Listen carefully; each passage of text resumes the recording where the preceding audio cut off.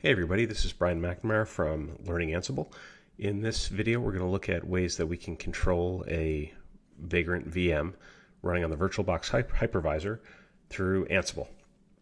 The great thing about this particular solution is that everything is running on your local workstation, so latency is ideally reduced. You're not running out to a cloud provider to manage virtual machines. So when you're going through and developing Ansible playbooks and Ansible roles, this is a great way to save on cycles. So without any further ado, let's get started. So the first thing I want to do is highlight that there are no VirtualBox currently running. So we're going to look at the command vbox manage list VMs. So vbox manage is a CLI utility provided by VirtualBox. So at this point, vbox manage is not touching Vagrant in any way, shape, or form. But just to prove that there's nothing else going on, we can run the Vagrant command with the subcommand status. So what Vagrant status will do is it'll look and see if there are any Vagrant files accessible and give you information. And again, to further prove there's nothing up my sleeve, there's nothing in our current directory. So with that in mind, why don't we get started? I'm going to create a Vagrant VM, and I'm going to use Ubuntu Trusty as a distribution. So we're going to run Vagrant init Ubuntu Trusty 64. We're going to let that rip. Now what's happening under the covers here is Vagrant is creating a file, appropriately enough called a Vagrant file. It's a plain text file. If you're a Ruby programmer, some of it's going to look, or I should say the style is at least going to look familiar. And this kind of goes back to Vagrant's roots as a Ruby utility for managing virtual machines. So let's take a look at the Vagrant file. I'm not going to cover all the details in the file now. There's a whole lot going on, and the customization of Vagrant files is beyond the scope of this particular video.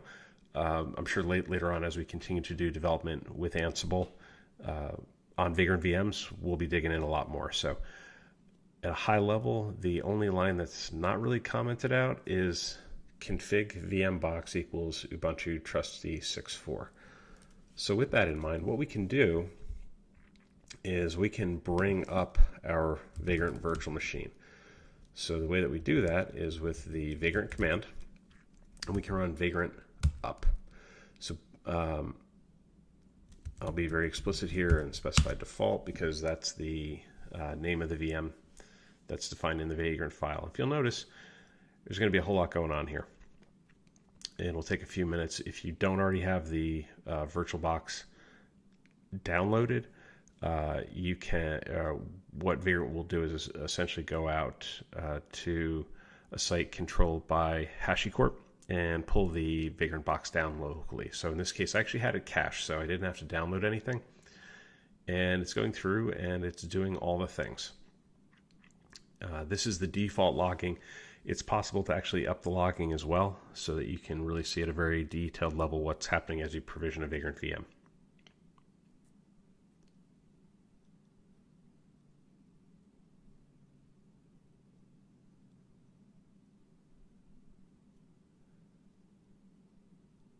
Okay, and at this point, the Vagrant up returned, and we can see that my Vagrant box is in fact running. So, all right, come on, command. There we go. So the Vagrant box is running. What that means is it's accessible. So in addition to Vagrant up and Vagrant status, there's another command that we can use called Vagrant SSH. So what I'm going to do is I'm going to actually connect to the VM itself by running, actually I'll go back to the top here, I'll go Vagrant SSH default. Now there's some Vagrant magic going on under the covers. Essentially the virtual machine or the Vagrant box that was created has a default username and password associated with it. So as a general rule of thumb, do not deploy Vagrant machines in production and expect things to be secure, because they're not. It's a well-defined standard. Again, creating Vagrant boxes is outside the scope of this video. If the gods are smiling a little bit later, I'll look at using a utility called Packer to create and deploy Vagrant boxes as well. But I digress. So let's take a look at what happened here. So by running Vagrant SSH default, I literally SSH'd into my virtual machine. So this is the the usual header. If you don't if you don't change your login banner, this is what you see when you log into an Ubuntu Linux host. And again, to further prove there's nothing on my sleeve, lsb release. So the command lsb release can be used to show that my distribution ID is Ubuntu, and I'm running 1404.5 LTS. So,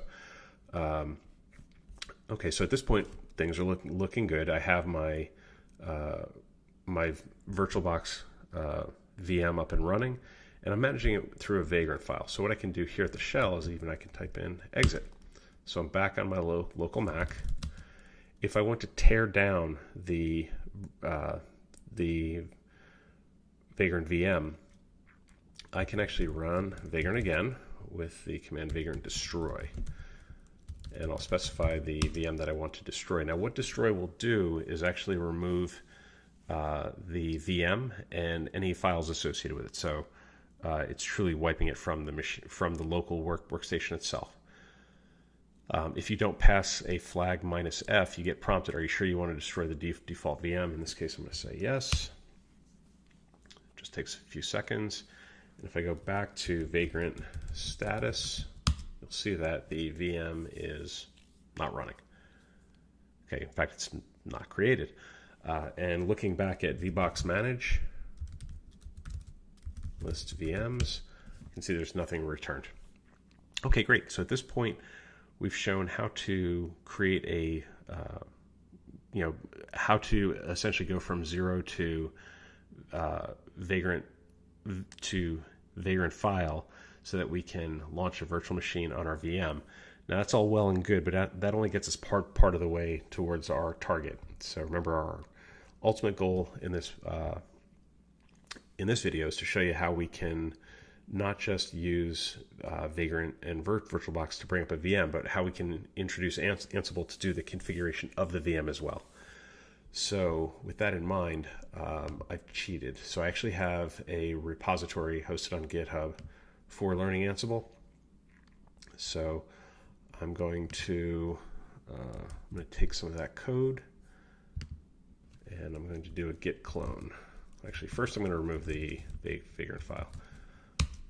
And if you're following along at home, what I would recommend doing is creating a directory where all of your source code is hosted, and just to make things a little bit cleaner. Personally, I tend to keep things in a directory called code underneath my home directory. For this exercise, I'm actually just going to clone the repository using git into blank slate. So I'm going to run git clone and the URL of the repository. So I'm going to go and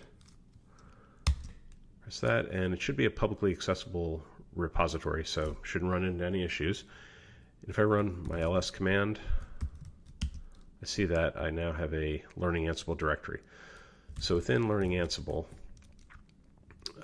I have a separate directory for this video, and based on how early I am in the video recording series, you can see I only have one meaningful directory there. So we're going to cd into VirtualBox Vagrant Ansible intro, and underneath that I have Ansible there as well. So this is where I've kept my Vagrant file, and you'll notice some other directories that weren't present by default when we ran our Vagrant init. So I'll bring this back up to the top. We have an Ansible configuration file, an inventory, playbooks, roles, and Vagrant inventory. So what I'm going to do at this point is I'm going to run Vagrant up, and let's take a look and see how things differ in this run when compared to the to the vanilla Vagrant up on our rather plain Vagrant file. So this is going to take a few moments here as well. Just to make sure everybody sees what's happening, I'm actually not going to pause here. It's not super sexy, but it shows in real time what's happening. So this should look familiar. This is essentially what happened in our last Vagrant up. Oh, also I should point out, if you notice, the command that I ran here was a little bit different than what I ran earlier. Earlier I was very specific and said Vagrant up default. So default happened to be the name of the machine. It's the only VM that I had present. The good news is if you don't specify a VM, it selects the default. Otherwise, you can actually define multiple VMs in the same Vagrant file. So why might you do this? If you have a number of VMs that you need to run for a given project, it's a great use case for it. Now, if you look here, what's happening is Vagrant is actually invoking Ansible to run a playbook. So if you remember back to some of our early blog posts on learning Ansible, a playbook is essentially a series of things that need to be applied to a given series of hosts that match your criteria. So in this case, we're literally running Ansible against our local Vagrant VM. Now, what's really cool is that it went through, it was successful. It installed the Nginx web server, and I copied in a very, very cheesy index.html file. Okay, so now that we have the Nginx web server installed and we've deployed our index.html page to the web server, let's see what happens. So if we visit localhost :8080 in our web browser, let's see what we deployed. So in case you're not familiar, this is Dora the Explorer, a child's cartoon. My kids would be absolutely mortified if they knew that I was using Dora the Explorer as an example. The point is that we did it, which is her catchphrase, which is cool, but also that we were able to automate the deployment of a web server and default web content automatically. Really, I could do this again and again and again and again and again. I could destroy this VM as many times as I want and bring it up in a consistent manner. Of note too, if I were to try to run the Ansible code against the VM again, there would be no difference. There wouldn't be anything changed. In fact, why don't we do that? Okay, so one of the neat things that you learn when you run Ansible playbooks is that the tasks that comprise the playbook, whether the tasks are actually inline in the playbook itself or whether they're inherited via role, you see whether things changed with the task, which is pretty cool. So many of the modules that ship with Ansible are idempotent, meaning you can run the same task again and again and again, and it will only apply changes if needed. So if the underlying thing hasn't changed, it won't do anything. I'll give you a really practical example and work in another Vagrant subcommand. If you'll notice, when we install the Nginx package, it marked the task as changed, meaning it actually did install the Nginx package and it detected it that it was a change from the way things were. If I run Vagrant with the subcommand provision, so what provision will do is run any of the provisioners present in the VM without having to worry about stopping the VM and bring it back up and having Vagrant run Ansible by default when the VM comes back up. That is a way to do it. It is a really long way to do it. Vagrant provision will simply call your provisioners again. So in the case of our Vagrant file, what it will do is it will run the Ansible playbook again. So if we run provision, it's jumping right into the Ansible code. Now my expectation is there should be changed 0 instead of change 2. So let's see. Awesome. 0 changed. So essentially everything was okay. Meaning if I go back and visit the door web page, it will still be there and everything's still going to be the same. Let's say you don't like Door. Let's say that you want to change that index.html file and make it something, let's say, a little more adult-ish. Let's take a look at how we can do that. All right, so if you're more of a Breaking Bad fan, and if you're more of a Bill Burr fan, he's a comedian, you can actually update your template file to reflect your taste accordingly. So what I'm going to do is I'm going to update this image source, and I'm going to change it from the Dora example to Bill Burr in Breaking Bad. So what I'm going to do is update a few things in the template itself. Bill Burr is flopping on a pile of money. So let's actually keep, we did it the same. So literally the only updates that I made were to the title and to the link itself. So let's see what happens when we run Ansible again. Okay, so now that we've updated the template file, what we're going to do is run Vagrant provision again.